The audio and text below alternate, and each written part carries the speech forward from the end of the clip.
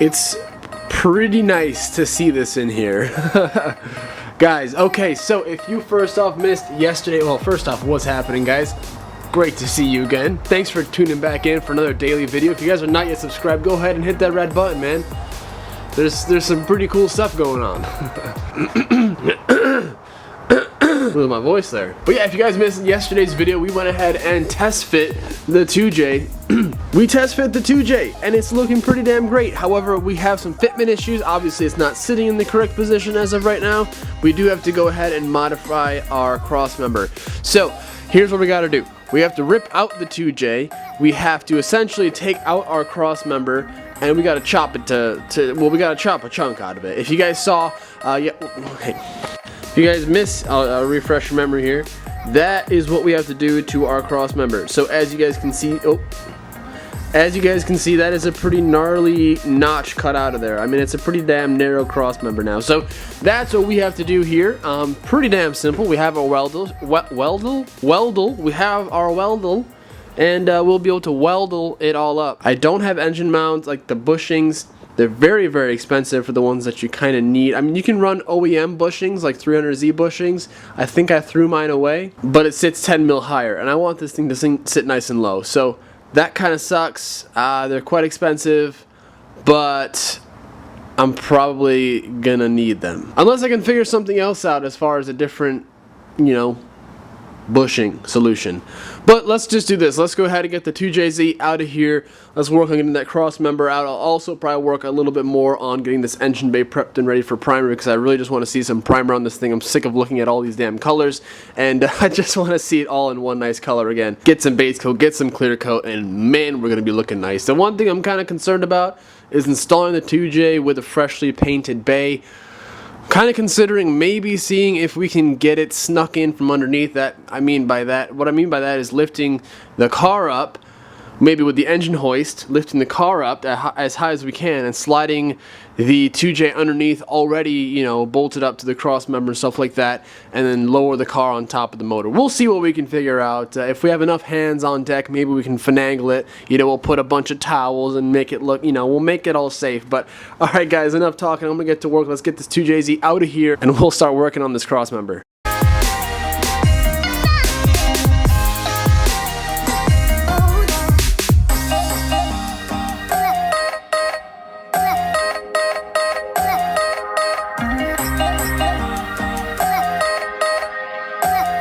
Alright, so now with that thing out the way, technically I could go ahead and just modify it inside of the car. However, if I'm going to go ahead and do this, I'm going to want to go ahead and paint it. If I'm going to go ahead and paint it, I want to do it properly and like do it all nicely and clean it up all proper. So we're going to go ahead, I'm going to yank this out. Essentially, I'm going to leave all the coilovers, the wheels, all that stuff bolted in. I'm just going to go ahead and disconnect the lower control arm, and that should do me good, man, and in the steering rack. Okay, so we have essentially everything unbolted.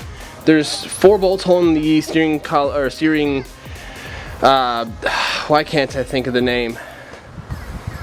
Steering rack in place. There's 2 bolts on each side holding the subframe, and we had to take out the control arm bolt on each side. So we're essentially free. I don't know how easy this is just gonna, okay, quite easily.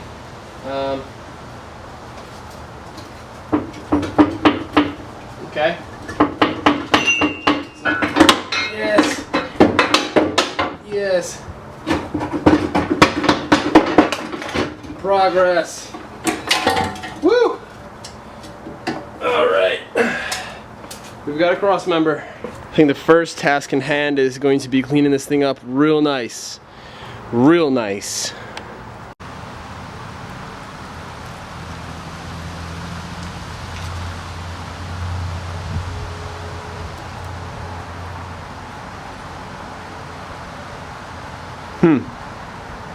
Well, alright then.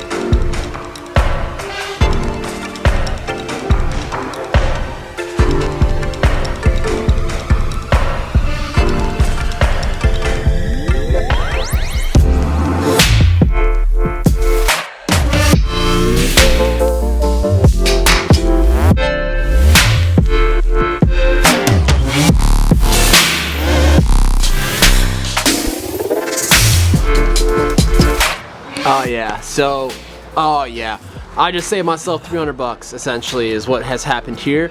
So you can get this service done. McKinney does this. You can send it in. It is $300. And I don't know, it took me a good hour and a half, I would say, to get this all welded up, chopped up, everything.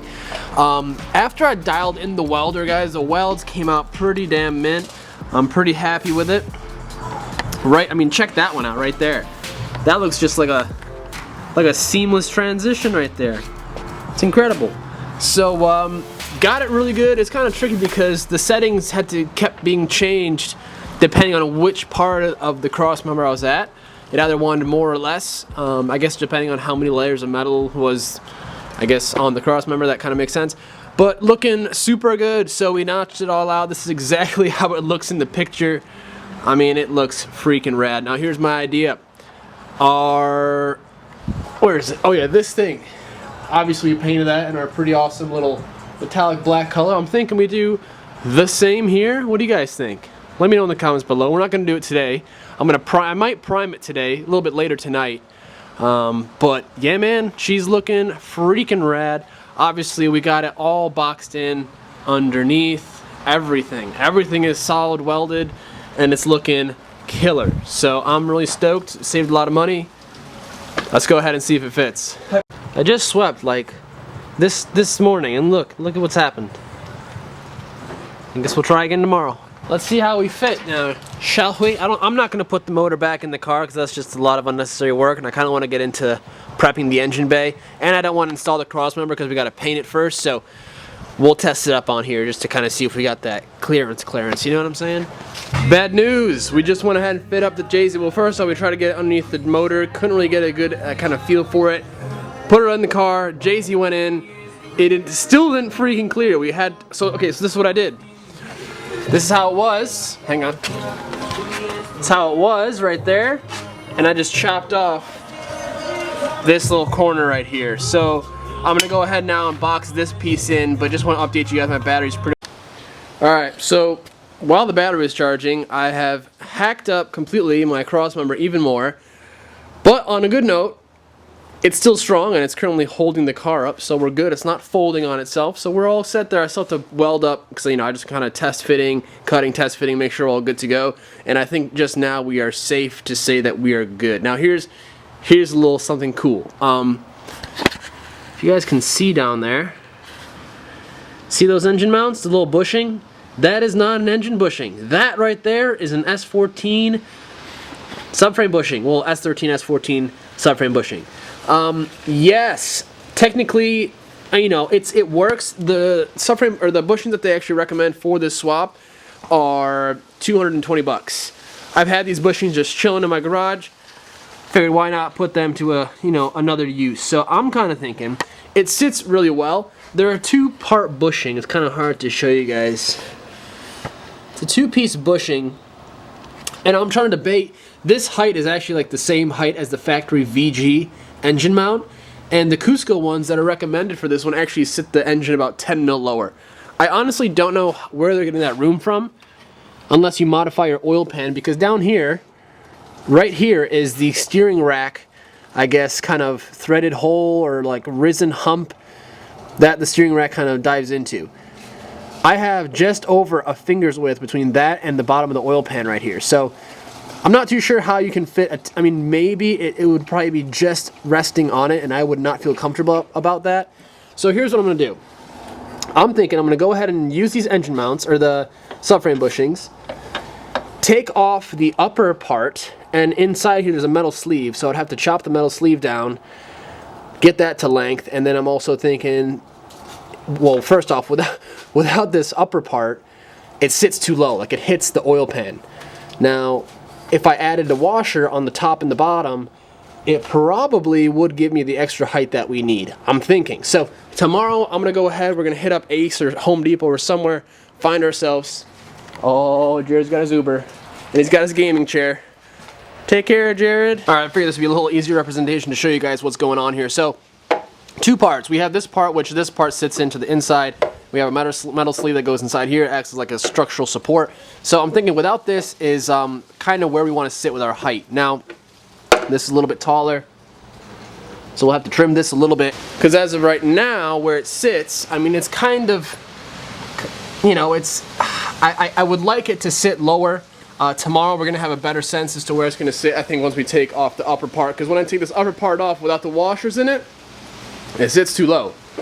So I'm kind of hoping that we can kind of find that median. But man, it is gusty as all hell out there. It is freezing all of a sudden, so I think it's time for me to call it a night. Crossmember is kind of almost done. Just have to fully patch it up now after we cut it up some more. It's crazy how much you actually need to go ahead and remove to get this to work. I'll show you guys tomorrow. Tune back in tomorrow for the final Crossmember look. But I mean, here we are. It's, you know, we have some room for a radiator. I am going to be running a factory location radiator, only because I want to keep the factory, like the condenser for the AC and stuff like that. So I want to run AC in this car. As you guys can see, the whole issue that we thought we had with our frame rail hitting, not even close to being an issue. I mean, we have a good 2 inches, 1.5 inches right there, so I'm not worried. We're looking good. I'm stoked, man. Also, by the way, sorry, this is like later. This is after I've already finished the video. I just remembered, if you guys are like watching this and you're like, holy hell, why did you just cut your Crossmember up? You're stupid. You're an idiot. You shouldn't have done that. It's no longer strong anymore. Should have gone rear sump. This is a thing, guys. People, you have to notch out your Crossmember to fit certain swaps. I'm sure I could probably get a rear sump to work, but this is what we got. This is what we're using. It's still very, very strong. I want you guys to know that. I myself was like, all right, this is probably not the best idea, but you know, people do this. This is a common thing, and you know, we could even go ahead and drill a couple gussets in there, get a little bit more even. We could even add like a reinforcement plate at the bottom, but to be honest, I really don't think we'll need to, just considering that it is still going to be more than strong enough, I believe. So tomorrow's, I have a full day plan. There's a lot of things that we can go ahead and get done, so make sure you guys tune back in for Build Wars again. Today's episode 14, tomorrow's gonna be episode 15. A lot of cool stuff happening, guys. So thank you guys so much for watching. I'll see you guys back here tomorrow. More 2J, Z32 build stuff going down, and by the way, you guys are super stoked about the Datsun 510 VG build. I'm definitely gonna film that for you guys, so stay tuned. That's gonna be coming up here after this build, probably. But yeah, I'll catch you guys then. Take it easy. Have a good night. Peace.